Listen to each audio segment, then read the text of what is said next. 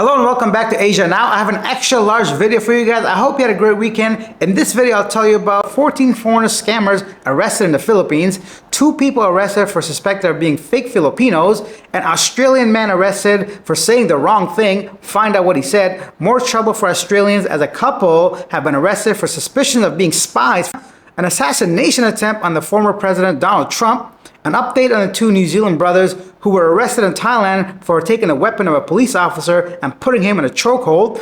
Officials have launched the 60-day entry-free visa for Thailand. Up to 90 plus countries qualify for that, and a whole lot more. Before we get started, if you're new to the channel, take a quick second, hit that subscribe button. It really motivates me to make these videos. Let's start off with the exchange rate. 1 USD is equal to 58.5 pesos. Let's get into our top stories. 14 fraudsters arrested in the Philippines. Our main story about 14 foreigners being arrested by the Bureau of Immigration. So 14 Nigerian nationals were suspected of being involved in fraud activities. The BI said that all 14 Nigerians were found to be overstaying in violation of the conditions of their stay, hence were immediately arrested. The BI said that they have credible intelligence linking the suspects to multiple fraudulent schemes. I quote, "Our intelligence division has been closely monitoring these individuals. They were reportedly involved in love scams, online scamming, and credit card fraud." It looks like the Nigerian prince has made his way down to the Philippines. All joking aside, this obviously does not look good for Nigeria, its citizen, or any country where it has like a group of people committing a crime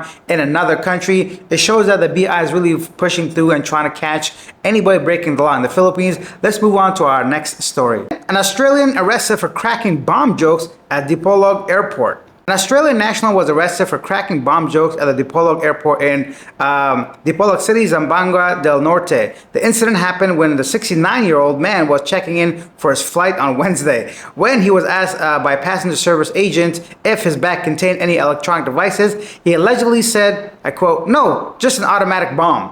While he took his statement back, saying it was just a joke, upon seeing the agent's reaction, the agent still reported him to the Dipolog Airport police station. Authorities arrested the man, albeit no bomb was found in his bag. He is facing charges of violation of the anti-bomb joke law.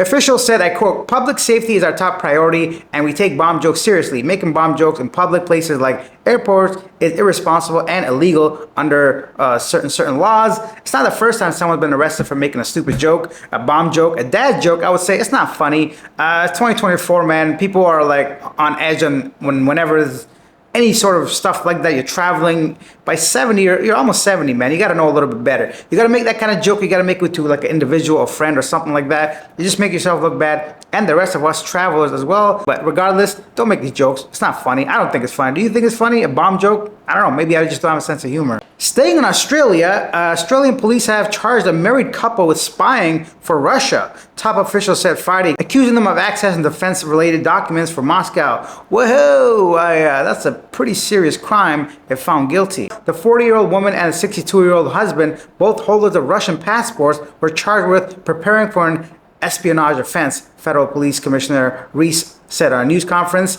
The charges carries a maximum sentence of 15 years imprisonment. The couple, who had lived in Australia for 10 years and obtained citizenship, were arrested at their home in Brisbane on Thursday. The accused woman was a private in the Australian Defence Force and had been working there for several years as an information system technician.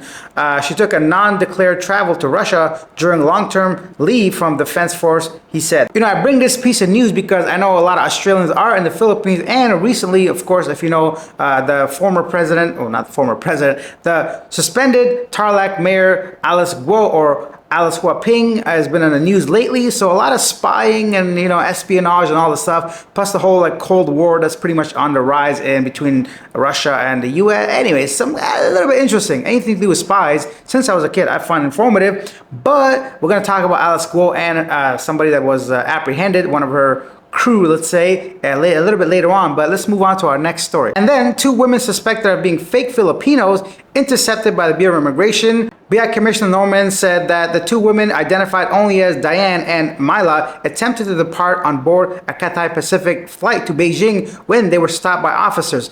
Officers doubted their identity when they noticed that the 2 women were unable to speak any of the Filipino languages. Passengers Diane, 61-year-old, presented a valid Philippines passport and a birth certificate. Immigration officers noted that her birth was registered only in 2002 when she was already 39 years old. The woman gave gave highly inconsistent statements about her identity and declared that she could not remember the name of the school she attended in the Philippines. Passenger's mother attempted to pass through a separate immigration counter, but was also referred for further assessment after inconsistencies were found by the officers. She presented a Filipino passport, a Philippines driver's license, and a UMID ID, whatever that is. She claimed that she was homeschooled by her grandmother and could not remember details about her childhood and her family. She later admitted that she was only able to acquire said documents through a contact she met online. The two women are still arrested and remain in the detention of the BI before deportation. Now, this is exactly what we talked about on a previous show when I mentioned how you can buy a birth certificate, a passport, a driver's license,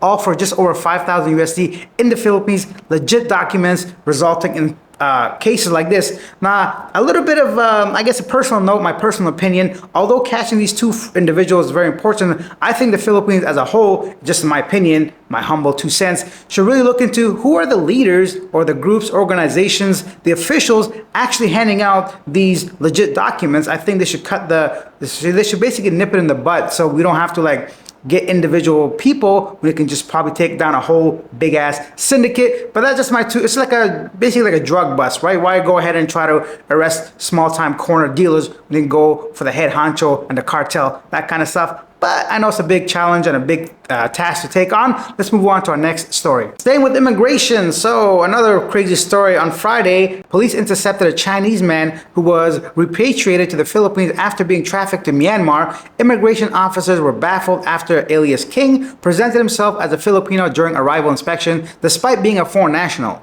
Alias King, 40 years old, left the country at July 2023 to Thailand using a Chinese passport holding a permanent residency visa under RA 7919. He admitted that he used his Chinese passport as advised by his recruiters to prevent questioning about his purpose of travel. Upon the arrival in Thailand, he crossed the river to Myanmar together with 3 others. He recounted that he was only compensated for 1 month but was punished later on. He was released after paying his recruiters 20,000 baht or more than 30,000 pesos, but was arrested by the Thai immigration and detained for 3 months. King said that he feared that he will be deported to China if he uses his Chinese passport. He declared that he has never traveled back to China since his mother brought him to the Philippines when he was just 6 months old. His mother is a permanent resident of the holder in the Philippines, while his father is allegedly a naturalized Filipino. He was issued a Philippines travel document by the Philippine embassy. Anyway, so I'm not going to read all that. Regardless, another incident where somebody seems to me that bought their Filipino citizenship and passport. These things are getting kind of out of hand or just being really highlighted in the news because of what happened with ex-Tarlac Mayor Alice Guo, which we'll get into in a second. But next up is the crazy story of the former president Donald Trump and the attempted assassination on him and what had happened and all of that. By now, unless you've been sleeping under a rock, you know what happened in the story, so I'm not going to bore you with it. And of course, there was an attempted assassination on the president or the former president. Some guy, 20 years old, went on top of a roof, took a rifle, started blasting away, caught a piece of the Trump man's ear. And the only thing that I'm kind of questioning is there was an interview with one of the people that were there that said that he saw everything happen. They went and told this security and everything, and they never did anything about it. So that's one thing I would really question if I was Trump and his administration. That what the heck's going on? And I always thought they had this protective glass in front and around, but maybe I was just imagining, or certain countries. Regardless, by now I don't want to basically tell the same story. I'm sure you've heard all by now everywhere. But the one thing I want to kind of clear up is not clear up, but my personal opinion. Regardless of who you support in any kind of politics, administration, I think we can all agree this is unacceptable. Someone should not have to. This is crazy to me. I just don't think it's the right way to approach any situation in politics and life. I don't know. I don't know what to say. Plus, I would assume they were expecting this because they said there were so many reports that at some point they were anticipating something like this. So why were they just not more prepared? All I know is I just feel like this Mr. Trump or Donald Trump has a lot more momentum not going to the elections, but that's as far as I know about politics. Let's move on to our next story. Speaking of politics, let's get into ex-Tarlac Mayor Alice Guo. The Senate office has arrested and apprehended Nancy Gamo, the accountant of Guo and her family. So that's one of the people that arrest warrant was issued for. They've caught her, so let's see what the accountant has to say. Staying with Alice Guo, two of her classmates have come forward, as I mentioned a couple videos ago, were her classmates, right? And this is what they had to say. Two former students of a school in Quezon City have told the Manila Times that Alice Guo was their elementary classmate.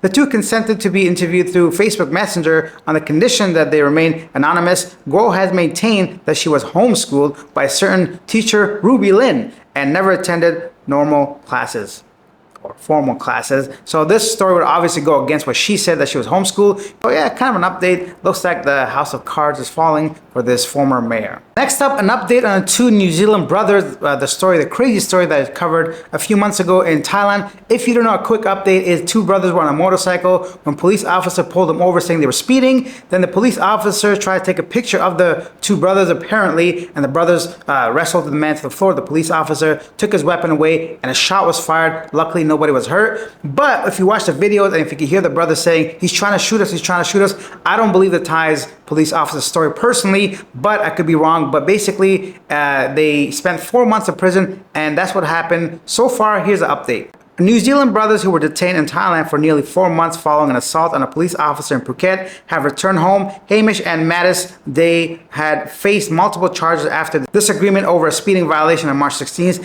escalated into violence. A passerby captured footage of the incident showing 38-year-old Madison Day attacking the police officer while 36-year-old Hamish held the officer's weapon. The video quickly went viral, drawing widespread attention on social media. New Zealand Herald reported that the brothers returned, though the exact date remains undisclosed. In a written statement, the Day family expressed their gratitude for the support received from friends, family, and New Zealand government. They also requested privacy as they adjusted back to life. Although there's no specifics about what happened as far as the final results and how they came up to it, two possibilities, as I mentioned in my initial video. One, 100% the police officer is telling the truth.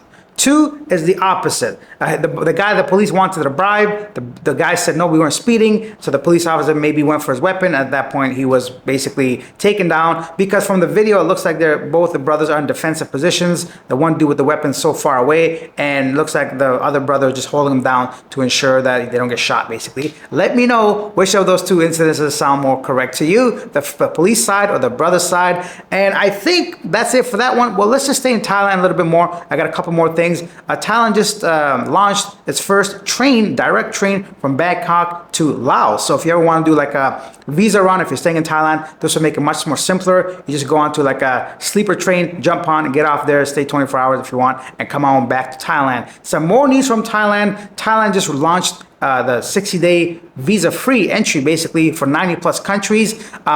This obviously reduces that extra visa extension they have to do. Most countries only get 29, 30 days. One of those I can't remember. And you have to go back to the immigration, try to extend that an additional 30 days. But now Thailand has made that 60 days all at once when you enter, and you can extend it for another 30 days, making it 90 days total. And that brings us to the end of this video. If you enjoyed this, take a quick second out of your day, hit that subscribe button. It's completely free. It's completely free, but motivates me to make these videos. And share your comments down below. If you take the time to write it, I'll take the time to respond. And let me know which of these stories resonated with you the most, which one you think is the most interesting, anything you want to share. I'd love to hear from you guys. I think of this as a community and checking in with you guys. I feel like I missed you guys the past 2 days, but I'm back now, so I look forward to tomorrow's video. I'll see you guys then. Bye.